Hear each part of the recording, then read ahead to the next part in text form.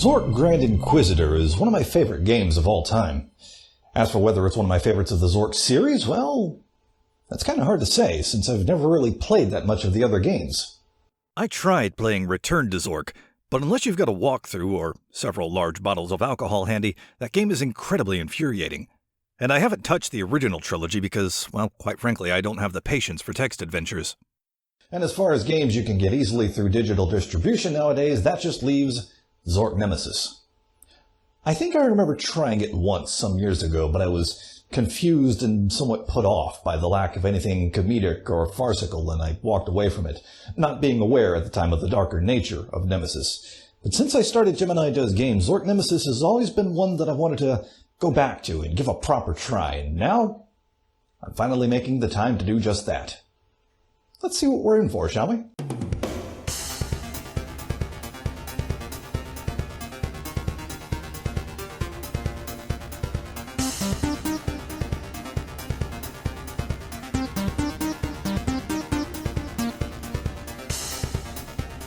Our setting, the Temple of Agrippa, in the land of Zork. Erasmus Sartorius, Thaddeus Kane, Sophia Hamilton, and Francois Malveaux, four prominent figures in the great underground empire, disappeared 4 years prior to the start of the game, and we play an ageless, faceless, gender-neutral, culturally ambiguous adventure person, tasked with discovering not only their fates, but the cause of a curse which befell the land at roughly the same time. As you begin to play, one of the first things that strikes you is not the darker tone of the story or the sheer desolation of the world around you, but just how small everything is. Now, granted, you can't see that right now since I've scaled things up for your benefit, but when you play the game, by default, you'll be looking at something more like this. And this is in full screen mode. Thankfully, you can do some fiddling in the game's config file to rectify this just a bit. Anyway, let me just, yeah, there we go. Not long after we begin our exploration, we come across the spirit of a murdered young woman whose death also happened about 4 years prior. She requests our help and says they are in the temple before disappearing again. We don't know who she is yet, but clearly she can't be all that bad since she's buried with the ghost of Stradivarius. Although, how they got their hands on the rejected lyrics of Every Breath You Take, I'm not quite sure. We enter the temple and are promptly taunted by the eponymous Nemesis, who says that he's killed the four alchemists that we seek. Undaunted, we continue our exploration and soon we come upon an unusual painting. Touch what you cannot solve and return to me. I've got the hints, and I'll give you 3. This painting is actually the in-game hint system for Zork Nemesis, and she works kind of like the hint book from The Seventh Guest, in that she gives you 3 increasingly specific hints for the last puzzle you've attempted, although she actually works a little bit better than the hint book in that you can call her up at any time by pressing the / key. However, she does still have one glaring issue, which we'll get to in a bit. Entering the next room, we do indeed find the 4 missing people we were sent after, each encased in their own sarcophagus. Although, for corpses, they're actually quite talkative.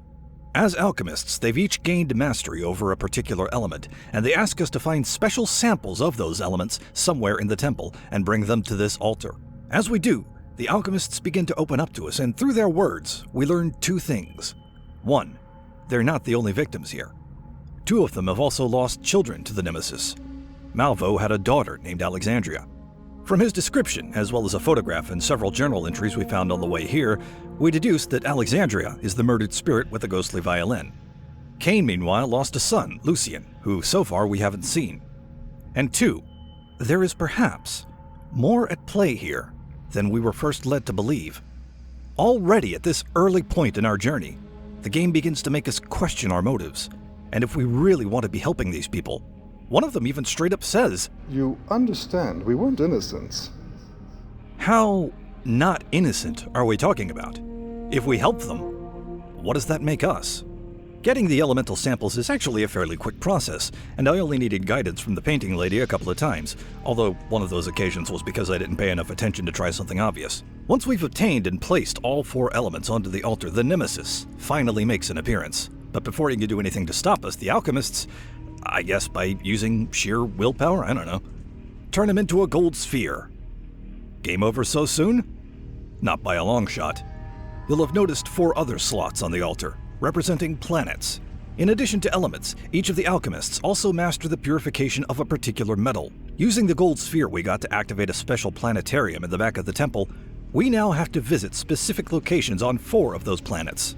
The Steppenthrax Monastery on Saturnax, Castle Iron Dune on Murs, the Grey Mountains Asylum on Juperon, and the Frigid River Branch Conservatory on Venusimv. Yes, that's the planet's actual name. Remember, this is still technically a Zork game we're dealing with. And obtain a pure sample of each metal, and it's on these planets where the majority of the rest of the gameplay takes place. Exploring these planets is where the overall dark nature of Zork Nemesis really starts to take hold, particularly if you start on Juperon or Murs, the homes of Sartorius and Cain respectively. Throughout each locale, you'll find various objects that can be interacted with to trigger flashbacks from the days leading up to the onset of the curse. Now, Sartorius admitted they were by no means innocents, but that was still quite the understatement. It soon becomes apparent that each of the 4 alchemists were, to one degree or another, sick, twisted fucks. Even as you find and return their metals, they make no attempt to hide their wrongdoings. So you question yourself more and more. Is what we're doing right? Why should I help these people? Had they reformed before the crisis 4 years ago? Or would we, by saving them from the Nemesis, simply be trading one evil for another?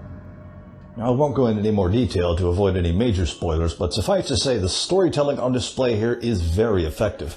And in a surprising way, Nemesis is a Zork game almost in name only. If it weren't for the presence of previously established names, items, and concepts from the Zork mythos, you'd be forgiven for thinking this was its own separate thing entirely. Now, while it's true the presence of the more Zorkian elements are kept to a minimum here in Nemesis, their inclusion is still enough to create a stark and, quite frankly, odd contrast between dark and light, to the point where it almost induces mood whiplash. I mean, one moment you're exploring a torture chamber, filled with devices that inflict all manner of unspeakable mutilations on its victims, with their ghostly screams echoing throughout the halls as you interact with them. The next you're reading about an enchanter that defeats an army by turning their weapons into fudge. It's a strange dichotomy that really shouldn't work, and yet somehow it does. The storytelling is also served greatly by the superb performances given by well-established actors, including W. Morgan Shepard, among others. In fact, the overall aesthetic of Nemesis succeeds in conveying a general feeling of unease, from the sense of loneliness you get from exploring the nearly abandoned locales, to the general state of disrepair each place is in, to the haunting melodies that accompany you as you traverse the worlds. Zork Nemesis is one of the best-sounding and, with one or two exceptions, best-looking games I've ever played. Now on to the puzzles, and for the most part they're well-designed. Generally speaking, it'll be clear what you need to do to progress, either when you first find a puzzle, or when you find a clue that triggers an instant aha moment, although there were some where, despite careful observations and meticulous picture and note-taking, the solution was more ambiguous. Now you may be saying at this point, so what's the problem? Just consult the painting lady. Well... Remember I mentioned there was a glaring issue with the painting lady?